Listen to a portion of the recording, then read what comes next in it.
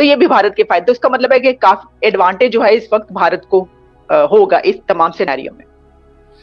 دیکھیں اس نقطہ نظر سے آپ دیکھیں نا تو وہ جو کہتے ہیں نا کہ ایک ابھرتا ہوا سورج ہے اور دوسرا ڈوبتا ہوا سورج ہے. چین جو ہے نا وہ اپنی ایک طریقے سے عمر پوری کر چکا ہے. چین نے یہ جتنی بڑی ترقی کی، جو سب کچھ کیا، اب اس کی پاپولیشن جو ہے نا وہ بڑھاپے اور فٹیگ کا شکار ہوتی جا رہی ہے. اس کو پاپولیشن وائز اب انڈیا ریپلیس کر رہا ہے. نمسکار دوستو، جے ہند. آپ سبھی کا سواگت ہے آپ کے اپنے چینل آزاد بھارت لائیو پہ. دوستو یہ ایک ریئیکشن ویڈیو ہے اور آپ اس پرٹیکولر ویڈیو میں دیکھیں کس طرح سے پاک میڈیا سے آئے ہوئے اس ویڈیو میں کئی ساری باتیں کی جا رہی ہے بھارت اور پاکستان کے رشتوں کے بارے میں، اور کئی ساری ایسی چیزیں ہیں جو ہمیں آج تک نہیں پتا تھی. So let's watch the video.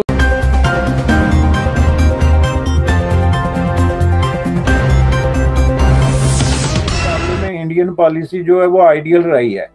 انہوں نے سوویت یونین کے ساتھ بھی فل انگیجمنٹ کر کے ٹیکنالوجی لی، جس کی وجہ سے انہوں نے اپنا انڈسٹریل بیس جو ہے اس کو ڈیولپ کیا. انہوں نے ویسٹرن جو بہت سارے ممالک ہیں ان کے ساتھ بھی، جو ایون امریکی کیمپ کا مکمل حصہ تھے، ان کے ساتھ انہوں نے ٹیکنالوجی، جیسے سویڈن اور اس طرح کے ملکوں سے انہوں نے ٹیکنالوجی بھی لی، ہتھیار بھی لیے، فائنینشیل ایڈ بھی لی. اور اس کے باوجود انہوں نے غیر جانبدار تحریک جو ہے اس کو بھی ہیڈ کیے رکھا کہ ہم جو ہے نان الائن موومنٹ کے جو ہے لیڈرز ہیں. تو پاکستان کی پالیسی تو ایک کلائنٹ سٹیٹ کی پالیسی رہی، جس کی وجہ سے پاکستان ایک بہت بڑے ڈیزاسٹر کا شکار ہوا. لہٰذا ہم یہ غلطیاں جو ہیں ان سے سیکھ کے تو ہم یہ کرتے ہیں کہ جتنی بڑی پاورز ہیں ان کے درمیان خواہ جتنا بھی تصادم ہو، ہم اپنے آپ کو ایک ایسے طریقے سے ڈیولپ کریں کہ ہم سب سے فائدہ اٹھائیں، جو کہ ایک وشفل تھنکنگ ہے. یہ بھی آپ کو بتا دوں، وشفل تھنکنگ اس لیے ہے کہ ایک وقت ایسا آتا ہے کہ آپ اس طرح کی جو ڈبل سپیک ہے اور منافقانہ پالیسیاں ہیں وہ نہیں چلا سکتے. فار ایگزامپل اگر کوئی ہارڈ قسم کا کوئی کانفلکٹ آ جاتا ہے، چین ورسز یونائٹڈ اسٹیٹ آف امریکہ، تو آپ سمجھتے ہیں کہ آپ درمیان میں کھڑے رہیں گے تو یہ ممکن نہیں ہوتا. اس وقت جو ہے وہ فرق پڑتا ہے. تو یہ ان کو یاد رکھنا چاہیے. لہٰذا اس میں پالیسی میں بے شک بیلنس ہونے میں اور منافقانہ پالیسی ہونے میں فرق ہوتا ہے، جو پاکستان کی رہی ہے. وزارت خارجہ کو جو ہے منافقت کی لگتا ہے زیادہ ہے، تربیت دی گئی ڈپلومیسی سے زیادہ ہے. چونکہ ڈپلومیسی کا مطلب یہ ہے کہ آپ اپنی بات ہر صورت میں کریں انتہائی نرم اور خوشگوار لہجے میں. اس کا مطلب یہ نہیں کہ آپ اپنی اصل بات ہی چھپا لیں اور کبھی کریں ہی نہ اور مسکراہٹ دیتے رہیں. تو مسکراہٹ دینے سے جو ہے وہ تو نہیں کام چلتا نا. ملکوں کے درمیان ظاہر تعلقات کی کوئی ٹھوس بنیادیں ہوتی ہیں. جی بالکل درست ہے. یہ صرف مسکراہٹ دینے سے آپ مسکراتے رہے تو کام تو نہیں چلے گا. صحیح کہا آپ نے. اچھا سر، اس سارے سیناریو میں جب ہم دیکھ رہے ہیں تو جو نظر ایسی آ رہا ہے کہ انڈیا جو ہے وہ ایڈوانٹیج میں ہے.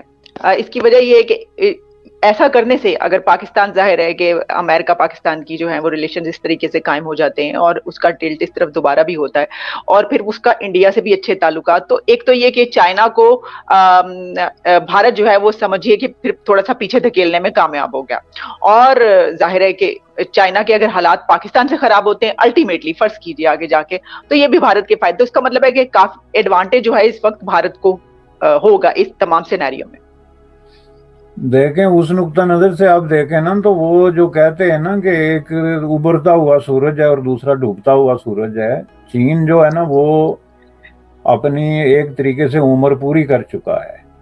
چین نے یہ جتنی بڑی ترقی کی، جو سب کچھ کیا، اب اس کی پاپولیشن جو ہے نا وہ بڑھاپے اور فٹیگ کا شکار ہوتی جا رہی ہے. اس کو پاپولیشن وائز اب انڈیا ریپلیس کر رہا ہے. نیکسٹ ایک ڈیکڈ میں انڈیا جو ہے وہ موسٹ پاپولس کنٹری جو ہے وہ بن کے ابھر جائے گا اس کے مقابلے میں.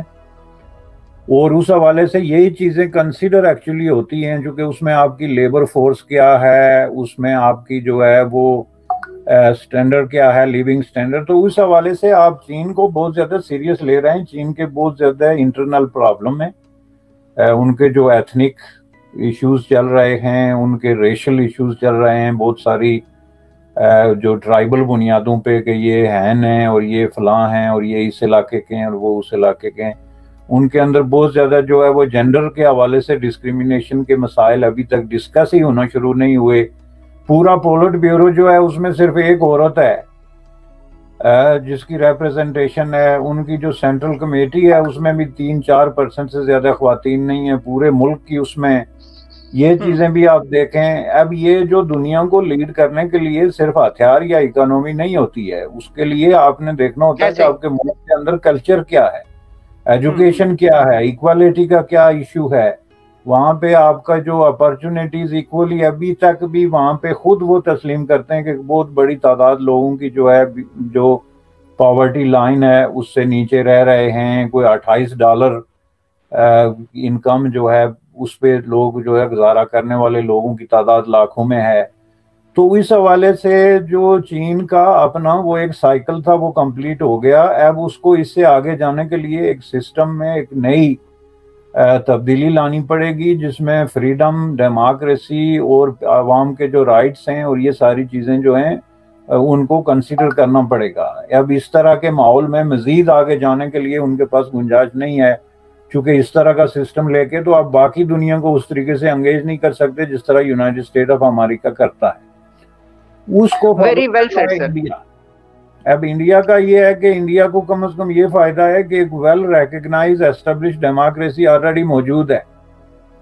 ہیومن رائٹس کے حوالے سے بھی ان کا ایک ٹریک ریکارڈ ضرور تھا. اب ان کے خلاف بھی رپورٹیں انٹرنیشنلی ریسنٹلی آ رہی ہیں کہ یہ ہو گیا، فلان ڈسکریمنیٹ ہو گیا، یہ معاملات ہو گئے جو ان کو دیکھنا پڑے گا.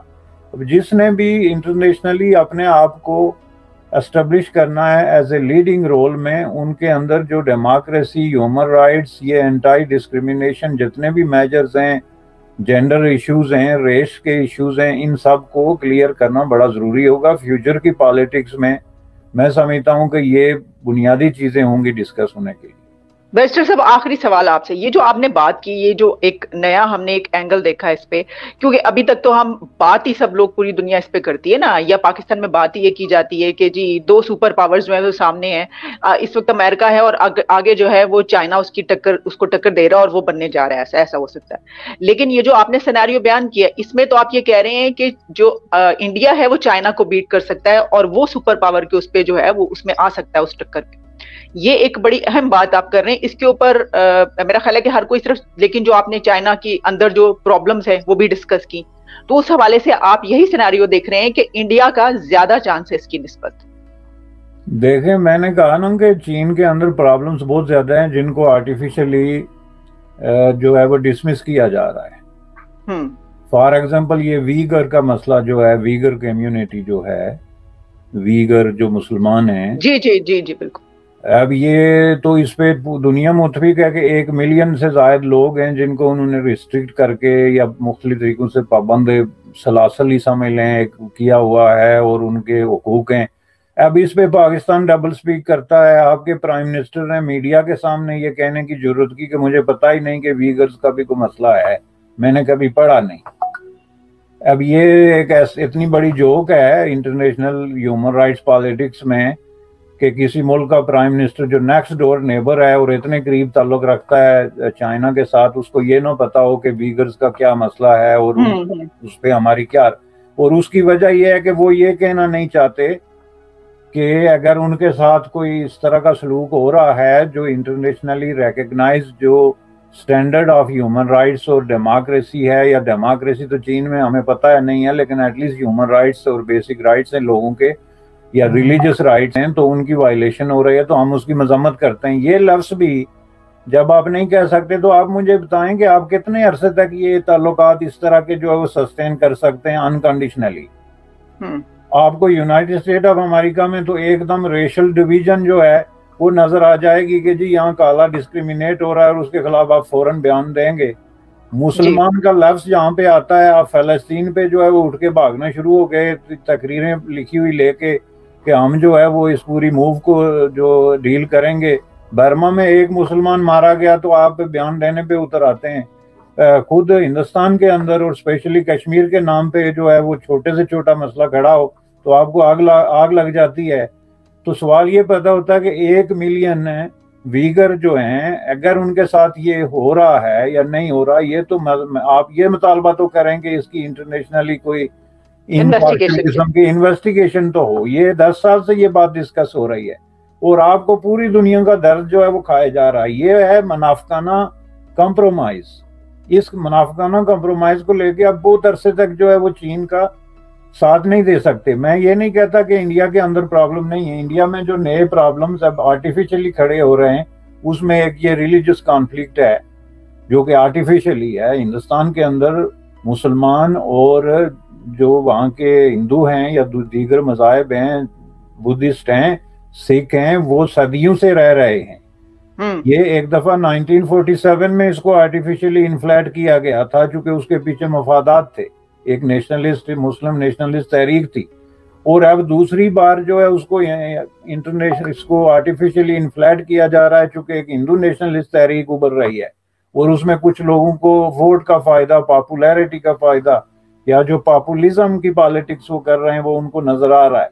लेकिन ये आर्टिफिशियल चीजें ज्यादा देर नहीं चलती हैं, ये मैं आपको बता दूं। क्योंकि आप देखें अभी कोरोना आया तो वो जो हाइट ऑफ हेट्रेड थी दोनों कम्युनिटीज के दरमियान, उसमें बहुत हद तक आपको कमी नजर आती आई, क्योंकि आर्टिफिशियल चीजें एक वक्त तक चलती हैं, पॉलिटिक्स के साथ मुंसलिक होती हैं।